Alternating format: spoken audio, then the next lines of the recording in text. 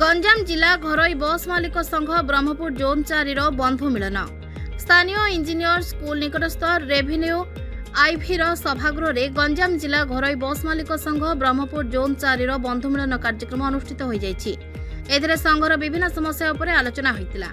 एथिरे गंजाम जिला घरोई बस मालिक संघर साधारण संपादक सुभाष चंद्र पट्टनायक, उपसभापति अतनु कुमार बेहेरा, राज्य बस मालिक संघ जोन 4 संपादक संतोष कुमार पलई, स्थानीय बस संपादक अक्षय कुमार पाणिग्राही प्रमुख उपस्थित थिले। ए साधारण सभा में 2टी बस स्टाण्ड प्रस्ताव को जोन 4 गंजाम जिला घरोई बस मालिक संघ पक्षर स्वागत करा जायछि। किंतु 2 गोटी बस स्टाण्ड रे यात्री मानक पई समस्त मौलिक सुविधा पई संघ पक्षर अनुरोध करा जायछि, यथा शौचालय, आलोकीकरण, महिला मानक सुरक्षा, बस कर्मचारी मानक सबु सुविधा, बस स्टाण्ड रे यात्री सुरक्षा निमंते पुलिस फांडी समेत समस्त मौलिक सुविधा पई संघ पक्षर दाबी करा जायछि। 2 गोटी बस स्टाण्ड को सरकार को अधीन रे रखंतु किंबा बस मालिक संघ को दिया जाऊ। जदि कोनोसी घरोई संस्था एही बस स्टाण्ड को हस्तांतर करा जाय ताहेले सेही जगह रे असामाजिक लोक माने अप्रीतिकर सृष्टि घटाई पारंती बोली संघ पक्षर सरकार को अनुरोध करा जाउछि। एहासह जदि पूर्व जगह किछि बस पई अनुमति दिया गले स्वागत योग्य बोली संघ प्रकाश करछंती। 2 बस स्टाण्ड और रेलवे स्टेशन और डाक्तरखाना को आसुथिबा और रोगी संपर्क गमनागमन निमंते संजोग हेले यात्री माने उपकृत होई परिबे बोली संघ पक्षरु परामर्श दे जायछि। संतोष कुमार पल्लई जोन 4 संपादक राज्य बस मालिक संघ। गंजाम जिला घरे बस मालिक संघ आज बंधु मिलन कार्यक्रम होइला कोन नै आलोचना केला। आज हमर गेट बाजार रे जो ओवरब्रिज तैयार हेबाक जाउछि ता फल रे हमर बस माने केमती ट्रैफिक समस्या न होबा पई प्रशासन हमको गोटे प्रस्ताव देइथिले जे हमको फास्ट गेट पाखे गोटे बस स्टैंड देबे।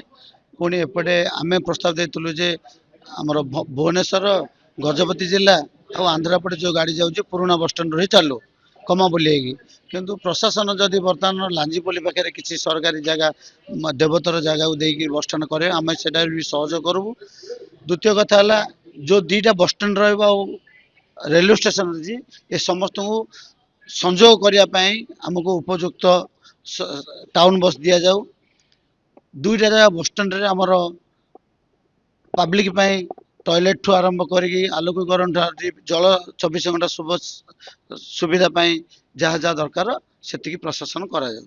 तापर आम आलोचना कलु सरकार को आपण माध्यम जनइलु आम भी प्रशासन को कहूँ जहाँ कर आलोचना करा आमर 2टा बस स्टैंड घरोकरण न करा आम बस संघ को बुझापी दि जाऊ नचेत प्रशासन पाखे से बस स्टैंड रो जोटा कि आंटी सोशल दिजाबनी एति आमर आपण माध्यम सरकार को अनुरोध।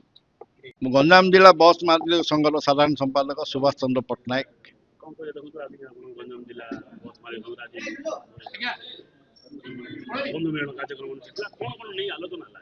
हमर फास्ट प्रथम आमर थिला जे जो बस स्टैंड पई जो दिबा आसिया पई जो प्रॉब्लम होउची कारण जो द्वारा कि हमर ओवर ब्रिज पई हमर ओवर ब्रिज सरकार जो कले सेटा स्वागत योग्य पदक्षेप सेटा मध्ये बस मालिक संघ फुल कोऑपरेट करछि ताहेरे मध्ये आमे शामिल होउटु करछि।